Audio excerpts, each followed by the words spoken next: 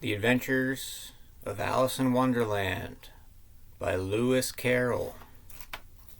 Chapter 1. Down the Rabbit Hole. Alice was beginning to get very tired sitting by her sister on the bank and having nothing to do, when suddenly a white rabbit with pink eyes ran close to her. There was nothing so very remarkable in that, but when the rabbit actually took a watch out of its waistcoat's pocket and hurried on, Alice started to her feet and ran across the field after it, just in time to see it pop down a large rabbit hole. In another moment, down went Alice after it, when suddenly, thump, down she came upon a heap of dry leaves. Alice was not hurt, and she jumped up onto her feet. Before her was another long passage, and the white rabbit was still in sight, hurrying down it, muttering, "Oh, my ears and whiskers, how late it's getting." She was close behind it when she turned the corner. But the rabbit was no longer to be seen. She found herself in a long, low hall. There were doors all around the hall, but they were all locked. Suddenly she came upon a little glass table. There was nothing on it but a tiny golden key, and Alice's first idea was that this might belong to one of the doors of the hall, but it would not open any of them. However, she came upon a low curtain, and behind it was a little door about 15 inches high. She tried the little golden key, and it fitted. Alice opened the door and found that it led into a small passage not much larger than a rat hole. She knelt down and looked along the passage into the loveliest garden you ever saw.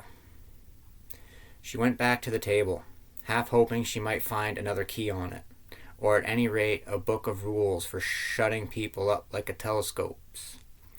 This time she found a little bottle on it, and tied round the neck of the bottle was a label with the words "Drink Me" on it. The bottle was not marked poison, so Alice very soon finished it off. "What a curious feeling," said Alice. "I must be shutting up like a telescope."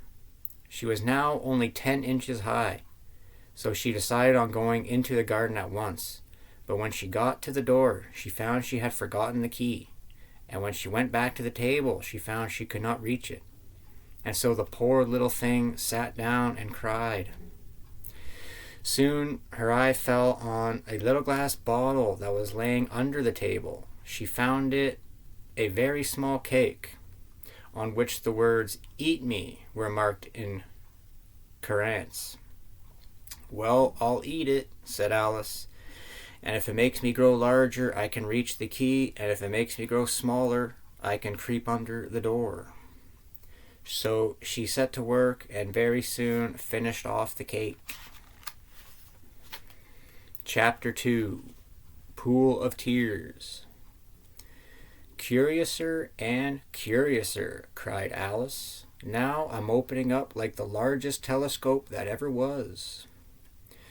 Just at this moment her head struck against the roof of the hall. She was now rather more than 9 feet high, and she at once took up the key and hurried off to the door. It was as much as she could do, laying on one side, to look through into the garden with one eye, so she sat down and began to cry again. After a time she heard a little pattering of feet in the distance. It was the white rabbit returning, splendidly dressed, with a pair of white kid gloves in one hand and a large fan in the other. He came trotting along in a great hurry, muttering to himself, "Oh, the Duchess! Oh, won't she be savage if I've kept her waiting?" Alice was ready to ask help of anyone, so when the rabbit came near her, she began, "If you please, sir." The rabbit started, dropped the white kid gloves and the fan, and scurried away into the darkness.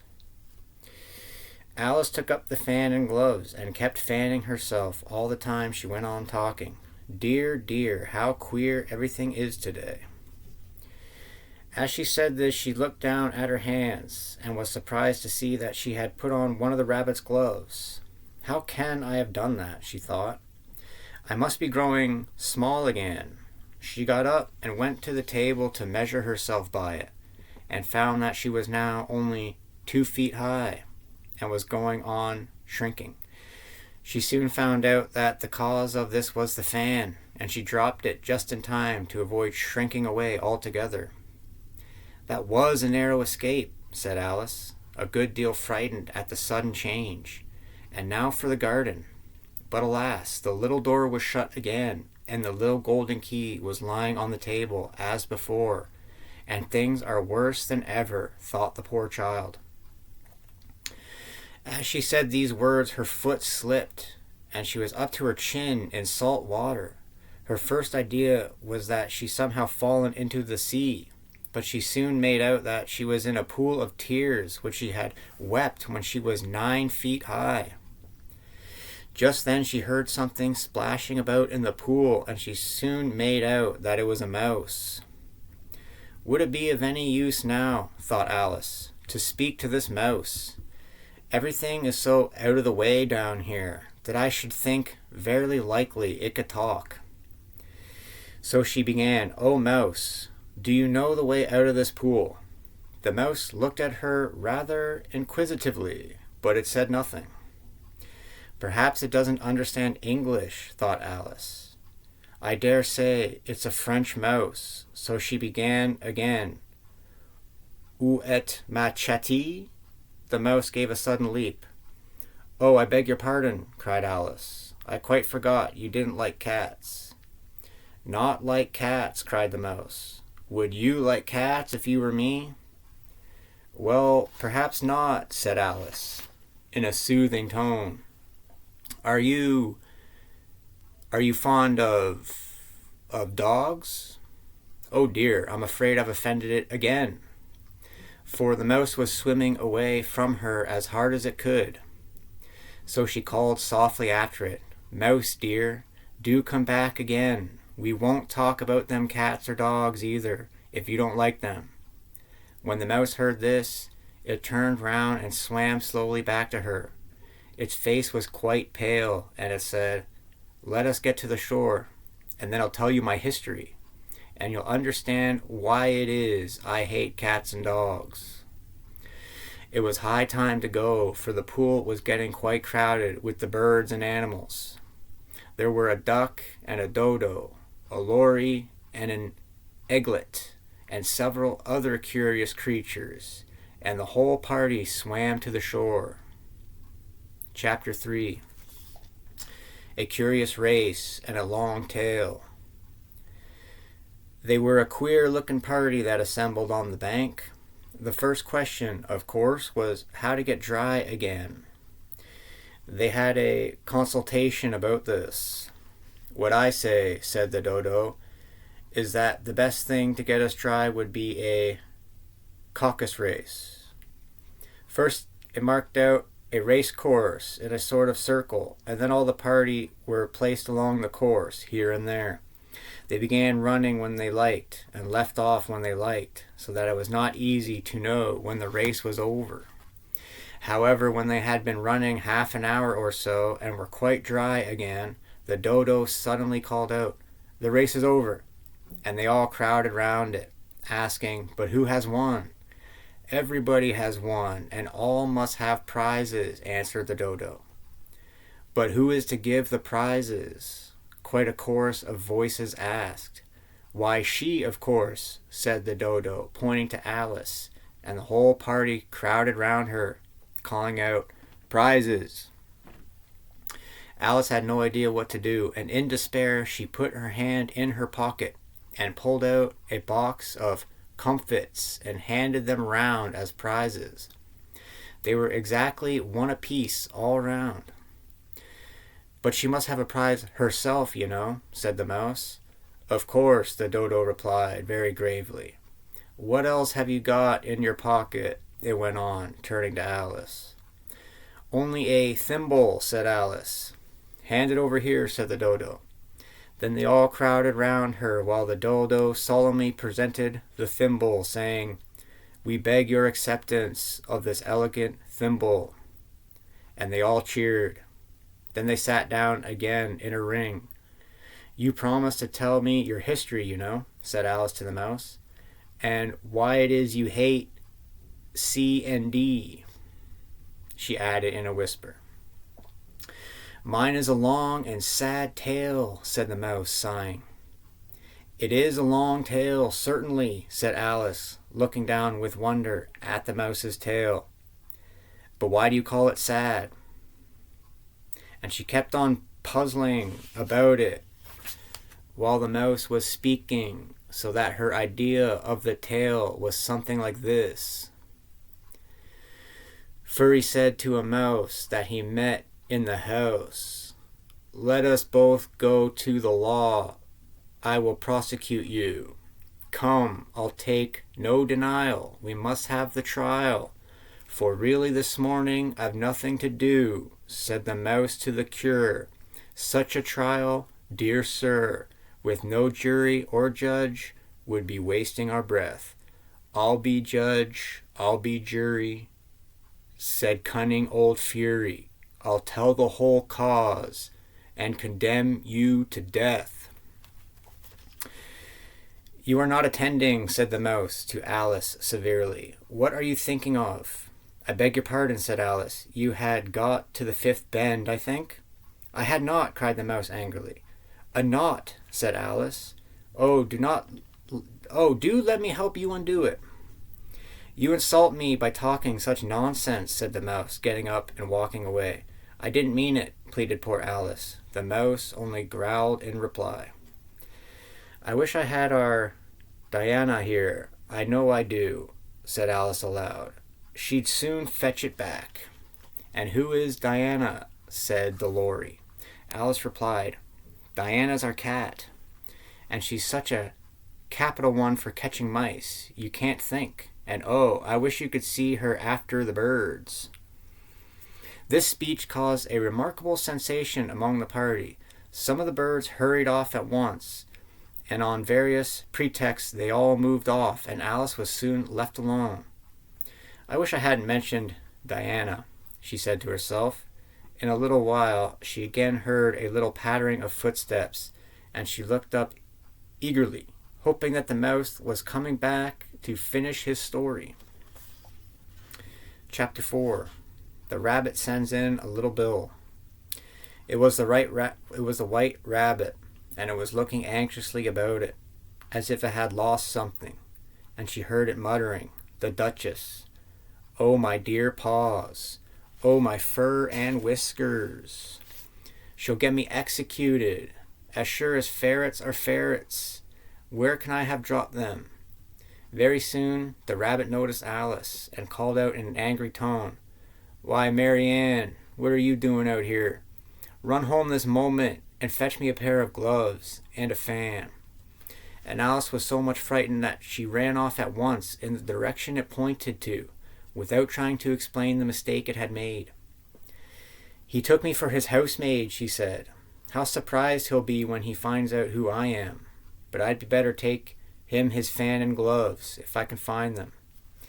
She soon came upon a neat little house, on the door of which was a bright brass plate with the name W. Rabbit upon it.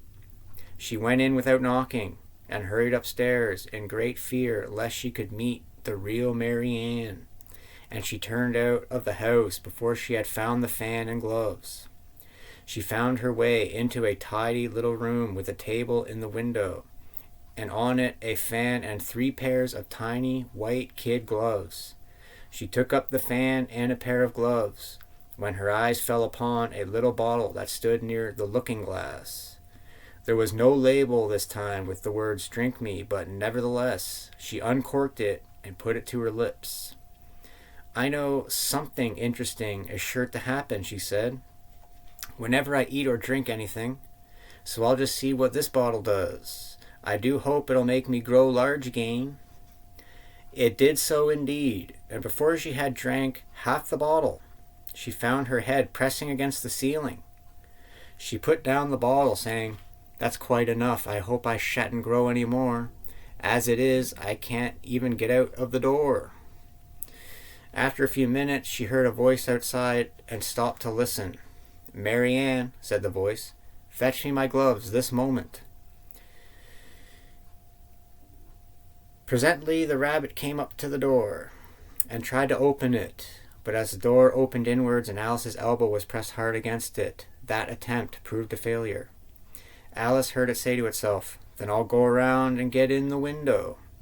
"That you won't," thought Alice, and after waiting till she fancied she heard the rabbit just under the window, she suddenly spread out her hand and made a snatch in the air.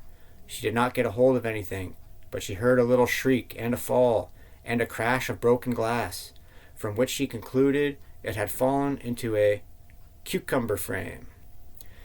She waited for some time, and at last came a rumbling of little cartwheels and the sound of a good many voices all talking together.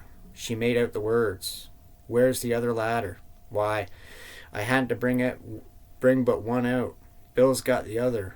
Bill, fetch it here, lad. Here, put 'em up at this corner. No, tie 'em together first.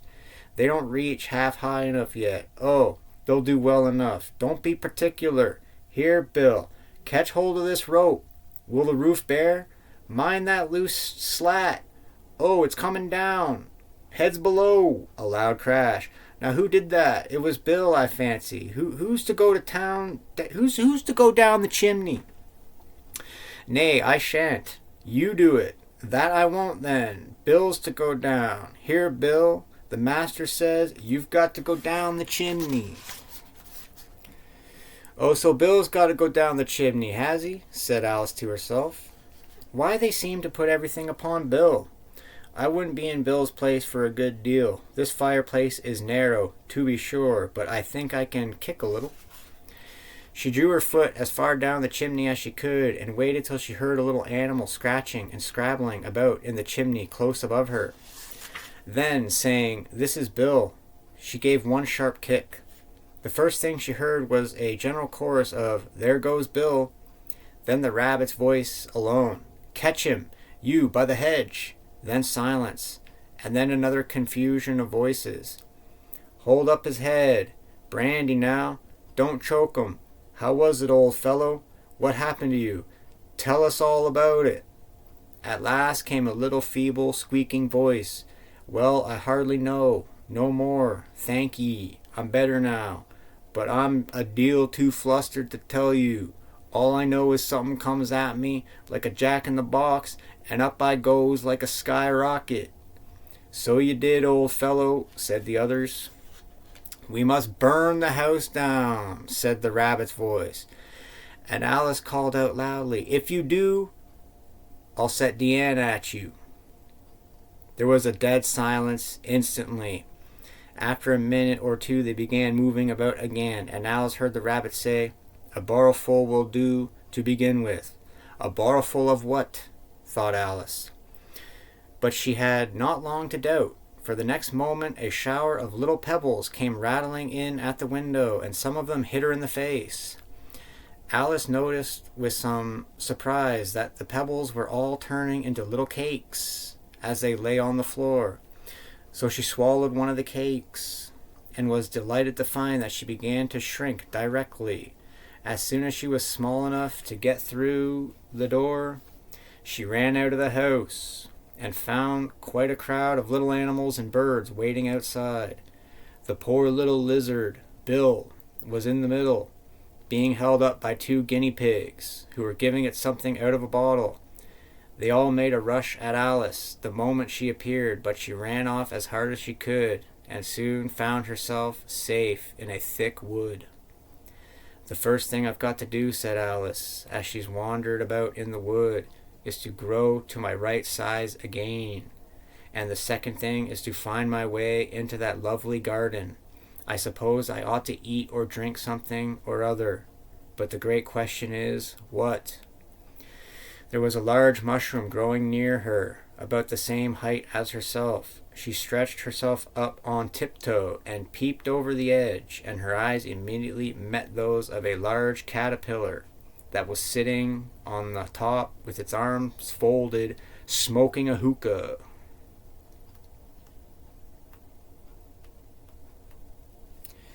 This would be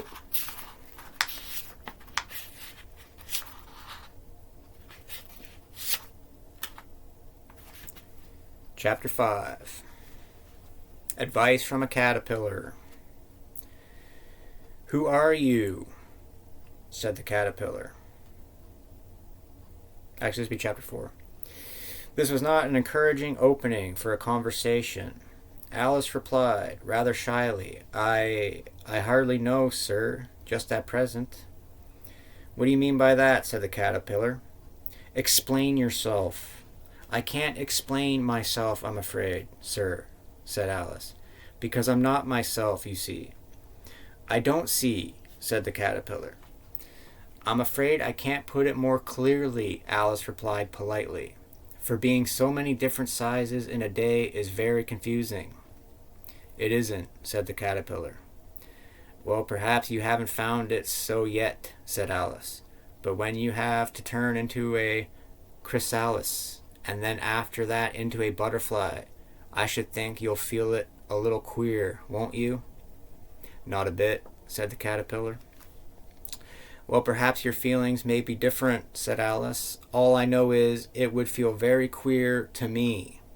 "You," said the caterpillar contemptuously. "Who are you?" Which brought them back again to the beginning of the conversation. Alice felt irritated at the caterpillar's making such very short remarks, and she drew herself up and said, very gravely, "I think you ought to tell me who you are first." "Why?" said the caterpillar. Here was another puzzling question, and as Alice could not think of any good reason, and as the caterpillar seemed to be in a very unpleasant state of mind, she turned away. "Come back," the caterpillar cried after her. "I've something important to say." This sounded promising. Alice came back again. "Keep your temper," said the caterpillar. "Is that all?" said Alice, swallowing down her anger as well as she could. "No," said the caterpillar. For some minutes it puffed away without speaking, but at last it unfolded its arms, took the hookah out of its mouth again, and said, "So you think you're changed, do you?" "I'm afraid I am, sir," said Alice. "I can't remember things as I used, and I don't keep the same size for 10 minutes together." "Can't remember what things?" said the caterpillar. "Repeat, you are old, Father William." Alice folded her hands and began. "You are old, Father William," the young man said, "and your hair has become very white, and yet you increasingly stand on your head. Do you think at your age it is right?" "In my youth," Father William replied to his son, "I feared I might injure the brain, but now I'm perfectly sure I have none. Why, I do it again and again." "You are old," said the youth, "as I mentioned before, and have grown most uncommonly fat. Yet you turned a back somersault in at the door. Pray, what is the reason of that?" "In my youth," said the sage, as he shook his grey locks, "I kept all my limbs very supple. By the use of this ointment, 1 shilling the box. Allow me to sell you a couple?" "You are old," said the youth, "and your jaws are too weak for anything tougher than soot. Yet you finished the goose with the bones and the beak. Pray, how did you manage to do it?" "In my youth," said the father, "I took to the law and argued each case with my wife, and the muscular strength which it gave to my jaw has lasted the rest of my life." "You are old," said the youth. "One would hardly suppose that your eye was as steady as ever, yet you balanced an eel on the end of your nose. What made you so awfully clever?" "I have answered 3 questions, and that is enough," said the father. "Don't give yourself airs. Do you think I can listen all day to such stuff? Be off, or I'll kick you downstairs." "That is not quite said right," said the caterpillar. "Not quite right, I'm afraid," said Alice timidly. "It is wrong from beginning to end," said the caterpillar. decidedly. What size do you want to be? Oh, I'm not particular as to size, said Alice. Only one doesn't like changing so often, you know. I don't know, said the caterpillar. Well, I should like to be a little larger, sir, if you wouldn't mind, said Alice. 3 inches is such a wretched height to be. It is a very good height indeed, said the caterpillar angrily, rearing himself upright. It was exactly 3 inches high. But I'm not used to it, pleaded poor Alice. You'll get used to it in time, said the caterpillar, and yawned once or twice, and shook itself. Then it got down off the mushroom and crawled away into the grass, merely remarking as it went, one side will make you grow taller, and the other side will make you grow shorter. One side of what? Thought Alice. Of the mushroom, said the caterpillar, just as if she had asked it aloud, and in another moment it was out of sight. She stretched her arms around the mushroom as far as they would go, and broke off a bit of the edge with each hand. And now, which is which? She said to herself, and nibbled a little of the right hand bit. The next moment she felt a violent blow underneath her chin. It had struck her foot. She was a good deal frightened by this, so she ate some of the other bit at once. And then she set to work very carefully, nibbling first at one, and then at the other, and growing sometimes taller and sometimes shorter, until she had succeeded in bringing herself down to her usual height. As she went on, she came suddenly upon an open space, with a little house in it, about 4 feet high. Whoever lives here, thought Alice, it'll never do to come upon them this size. So she began nibbling at the right-hand bit again, and did not venture to go near the house till she had brought herself down to 9 inches high. Chapter 5, Pig and Pepper. For a minute or two she stood looking at the house, when suddenly a footman in livery came running out of the wood. She considered him to be a footman because he was in livery. Otherwise, judging by his face only, she would have called him a fish, and rapped loudly at the door. It was opened by another footman in livery, with a round face and large eyes like a frog, and both footmen had powdered hair that curled all over their heads. The fish footman began by producing from under his arm a great letter, nearly as large as himself, and this he handed over to the other, saying in a solemn tone, "For the Duchess, an invitation from the Queen to play croquet." The frog footman repeated, in the same solemn tone, only changing the order of the words a little, "From the Queen, an invitation for the Duchess to play croquet." Then they both bowed low, and their curls got entangled together.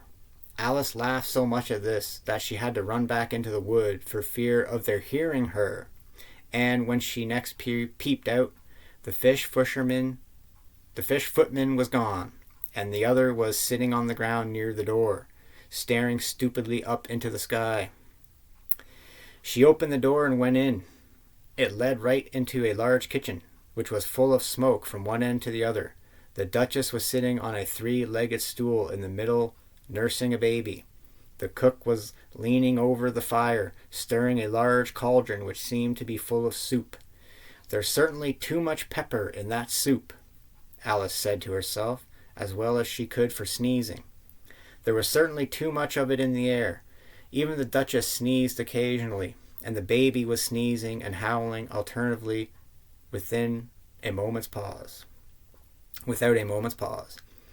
The only things in the kitchen that did not sneeze were the cook and the large cat which was sitting on the hearth and grinning from ear to ear. "Please, would you tell me," said Alice, a little timidly, for she was not quite sure whether it was good manners for her to speak first, "why your cat grins like that?" "It's a Chester cat," said the Duchess, "and that's why." The cook then took the cauldron of soup off the fire and at once set to work throwing everything within her reach at the Duchess and the baby. The fire irons came first, then followed a shower of saucepans, plates, and dishes. The Duchess took no notice of them, even when they hit her, and the baby was howling so much already that it was quite impossible to say whether the blows hurt it or not. "Here, you may nurse in a bit, if you like," the Duchess said to Alice, flinging the baby at her. "I must go and get ready to play croquet with the Queen," and she hurried out of the room. Alice carried the baby out into the open air. "If I don't take this child away with me," thought Alice, "they're sure to kill it in a day or two." She said the last words out loud, and the little thing grunted in reply. "Don't grunt," said Alice. "That's not at all a proper way of expressing yourself." The baby grunted again, and Alice looked very anxiously at it. There could be no doubt that it had a very turn-up nose, much more like a snout than a real nose. Also, its eyes were getting extremely small for a baby. Altogether, Alice did not like the look of the thing at all, but perhaps it was only sobbing, she thought. "If you're going to turn into a pig, my dear," said Alice seriously, "I'll have nothing more to do with you. Mind now." The poor little thing sobbed again, or grunted, it was impossible to say which, and they went on for some while in silence. Soon it grunted again, so violently that she looked down into its face in alarm. This time there could be no mistake about it. It was neither more or less a pig, and she felt that it would be quite absurd for her to carry it any further. So she set the little creature down, and felt quite relieved to see it trot quietly away into the wood. Here she was a little startled by seeing the Chester cat sitting on a burrow of trees a few yards off. The cat only grinned when it saw Alice. It looked good-natured, she thought. "Chester Puss," she began, rather timidly, "would you tell me, please, which way I ought to go from here?"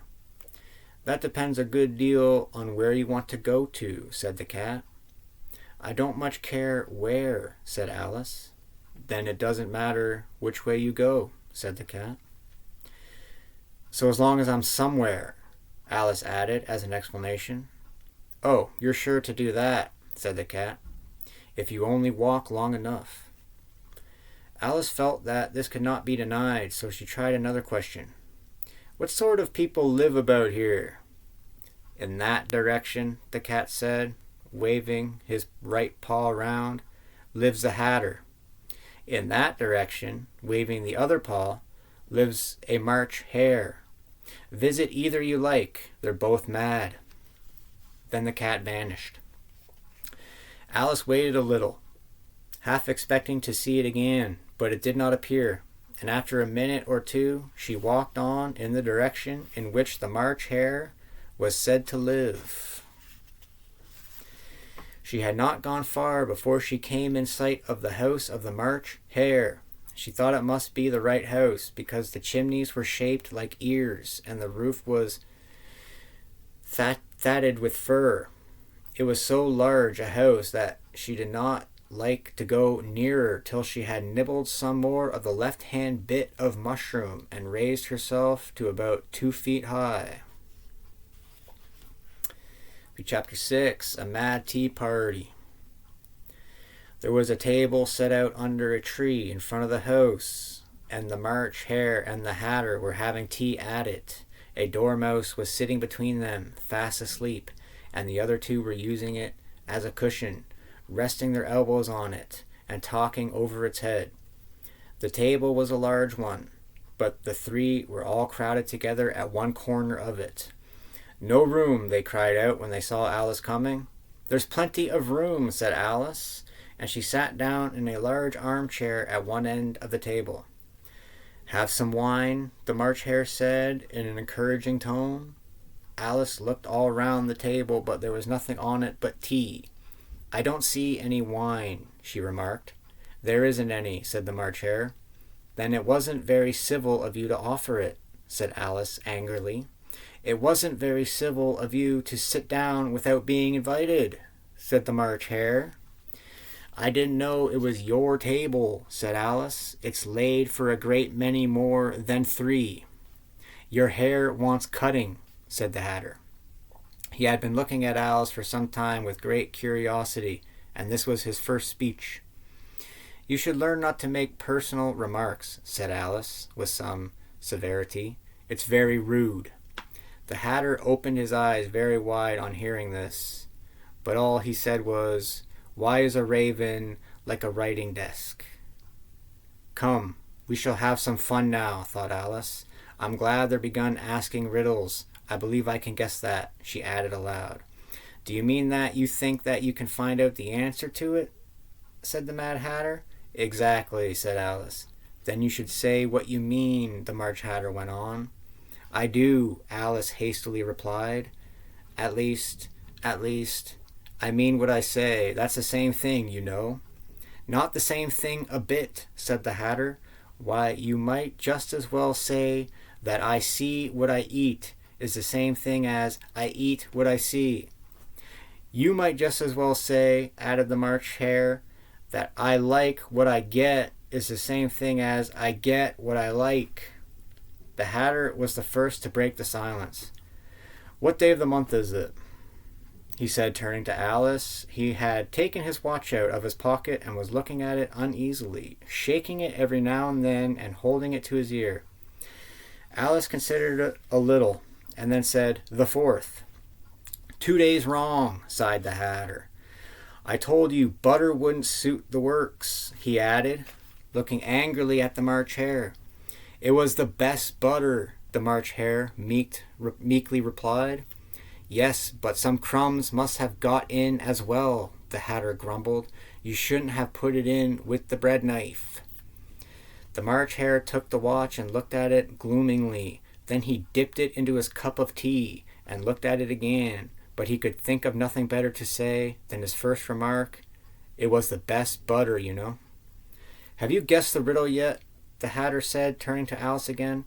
"No, I give it up," Alice replied. "What's the answer?" "I haven't the slightest idea," said the Hatter. "Nor I," said the March Hare. Alice sighed wearily. "I think you might do something better with the time," she said, "than wasting it asking riddles that have no answers." "If you knew time as well as I do," said the Hatter, "you wouldn't talk about wasting it. It's him." "I don't know what you mean," said Alice. "Of course you don't," said the Hatter, tossing his head contemptuously. "I dare say you never even spoke to time." "Perhaps not," Alice cautiously replied, "but I know I have to beat time when I learn music." "Ah, that accounts for it," said the Hatter. "He won't stand beating. Now, if you only kept on good terms with him, he'd do almost anything you liked with the clock. For instance, suppose it were 9 o'clock in the morning, just time to begin lessons. You'd only have to whisper a hint to time, and round goes the clock in a twinkling. 1:30, time for dinner." "That would be grand, certainly," said Alice thoughtfully. "But then I wouldn't be hungry for it, you know." "Not at first, perhaps," said the Hatter, "but you could keep it to 1:30 as long as you liked." "Is that the way you manage?" Alice asked. The Hatter shook his head mournfully. "Not I," he replied. "We quarrelled last March, just before he went mad, you know," pointing with his teaspoon at the March Hare. "It was at the great concert given by the Queen of Hearts, and I had to sing, 'Twinkle, twinkle, little bat, how I wonder what you're at.' You know the song, perhaps?" "I've heard something like it," said Alice. "It goes on, you know," the Hatter continued in this way. "Up above the world you fly, like a tea-tray in the sky. Twinkle, twinkle." Here the dormouse shook itself and began singing in its sleep, "Twinkle, twinkle, twinkle, twinkle," and went on so long that he had to pinch it to make it stop. "Well, I hardly finished the first verse," said the Hatter, when the Queen jumped up and bawled out, "He's murdering the time, off with his head." And ever since that, the Hatter went on in a mournful tone, "he won't do a thing I ask. It's always 6 o'clock now." A bright idea came into Alice's head. "Is that the reason so many tea things are put out here?" she asked. Yes, that's it, said the Hatter with a sigh. It's always tea time. And we've no time to wash the things between whiles. Then you keep moving around, I suppose, said Alice. Exactly so, said the Hatter, as the things get used up. But when you come to the beginning again, Alice ventured to ask. Suppose we change the subject, the March Hare interrupted, yawning. I'm getting tired of this. I vote the young lady tells us a story. I'm afraid I don't know one, said Alice, rather alarmed at the proposal. Then the Dormouse shall, they both cried. Wake up, Dormouse. And they pinched it on both sides at once. The Dormouse slowly opened his eyes. I wasn't asleep, he said in a hoarse, feeble voice. I heard every word you fellows were saying. Tell us a story, said the March Hare. Yes, please do, pleaded Alice. And be quick about it, added the Hare, or you'll be asleep again before it's done. Once upon a time there were 3 little sisters, the Dormouse began in a great hurry, and their names were Elise, Lacey, and Tilly, and they lived at the bottom of a well. What did they live on? Said Alice. They lived on a treacle, said the Dormouse, after thinking a minute or two. They couldn't have done that, you know, Alice gently remarked. They'd have been ill. So they were, said the Dormouse, very ill. Alice tried a little to fancy to herself what such an extraordinary way of living would be like, but it puzzled her too much, so she said, Why do they live at the bottom of a well? The Dormouse again took a minute or two to think about it, and then said, It was a trickle well. There's no such thing, Alice was beginning very angrily, but the Hatter and the March Hare went, Shh, shh, and the Dormouse sulkily remarked, If you can't be civil, you'd better finish the story for yourself. No, please go on, Alice said very humbly. I won't interrupt you again. I dare say there may be one. One indeed, said the Dormouse. However, he consented to go on. And so these 3 little sisters, they were learning to draw, you know. What did they draw? Said Alice, quite forgetting her promise. Trickle, said the Dormouse, without considering at all this time. I want a clean cup, interrupted the Hatter. Let's all move one place on. He moved as he spoke, and the Dormouse followed him. The March Hare moved into the Dormouse's place, and Alice rather unwillingly took the place of the March Hare. The Hatter was the only one who got any advantage from the change, and Alice was a good deal worse off than before, as the March Hare had just upset the milk jug into its plate.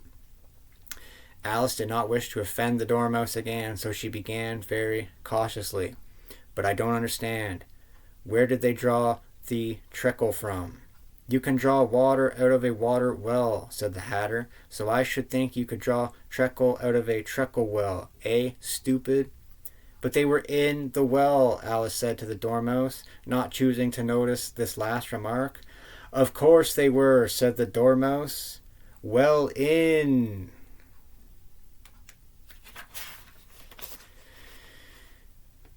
This answer so confused poor Alice that she let the Dormouse go on for some time without interrupting it. They were learning to draw, the Dormouse went on, yawning and rubbing its eyes, for it was getting very sleepy. And they drew all manner of things, everything that begins with an M. Why with an M? Said Alice. Why not? Said the March Hare. Alice was silent. The Dormouse had closed its eyes by this time and was going off into a doze. But on being pinched by the Hatter, it woke up again with a little shriek and went on. That begins with an M, such as mousetraps, and the moon, and memory, and muchness. You know, you say things are much of a muchness. Did you ever see a thing as a drawing of a muchness? Really, now you ask me, said Alice, very much confused. I don't think. Then you shouldn't talk, said the Hatter. This piece of rudeness was more than Alice could bear. She got up in great disgust and walked off. The Dormouse fell asleep instantly, and neither of the others took the least notice of her going, though she looked back once or twice, half hoping that they would call after her. The last time she saw them, they were trying to put the Dormouse into the teapot. At any rate, I'll never go there again, she said Alice as she picked her way through the wood. It's the stupidest tea party I ever was at in all my life.